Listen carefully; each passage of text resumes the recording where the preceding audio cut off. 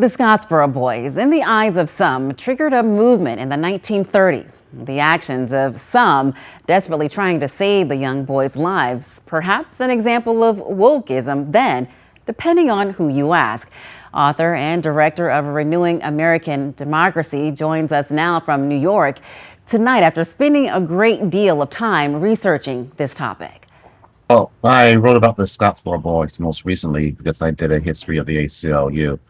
And the American Civil Liberties Union was very much involved in investigating the case and also in coordinating the legal response, to the case. Ellis Coase describes the Scottsboro Boys case as one of the first cases that the ACLU fought that mainly dealt with the deadly issue of race in the South. And the potential of Black folks being, in effect, legally lynched. So it became a huge case for the ACLU and a huge case for the nation that got lots and lots of publicity. And it was sort of very much on anyone's mind who cared about social justice back in the early 1930s, 1931 specifically. The most shocking thing, he says, he found while doing research for this article on the Scottsboro Boys is how quickly the case wrapped up. The youngest was 14. They arrested these kids and had them indicted in 5 days. And the trial began a week after that, or shortly after that. Normally, it takes anywhere from a few months to years to indict a suspect and take a case to trial. It was just a totally super compressed time frame in which they did this.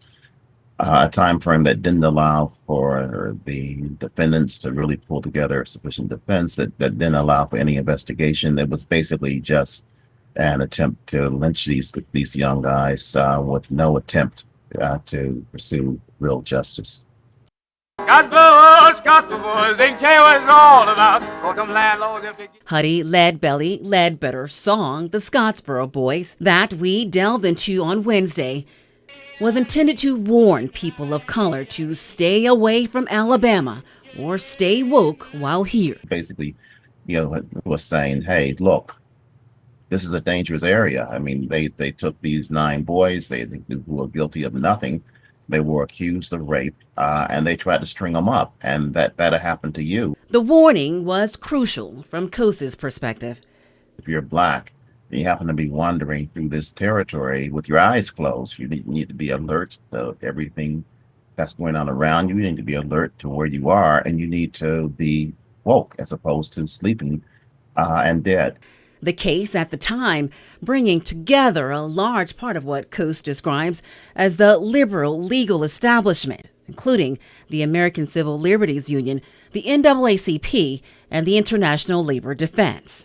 The joint effort, by Coase's account, birthed a social movement. Though it took several decades for that to happen. So it shows, I think, among other things, that you never give up on the fight for justice. Sadly, he says, also shows what America is capable of. And it gets seized by hysteria and illogic, which is what happened in that case, and which we still see happening in other situations. So it's a reminder of where we can go when we are led by our emotions and our bigotry as opposed to our common sense and our intellect.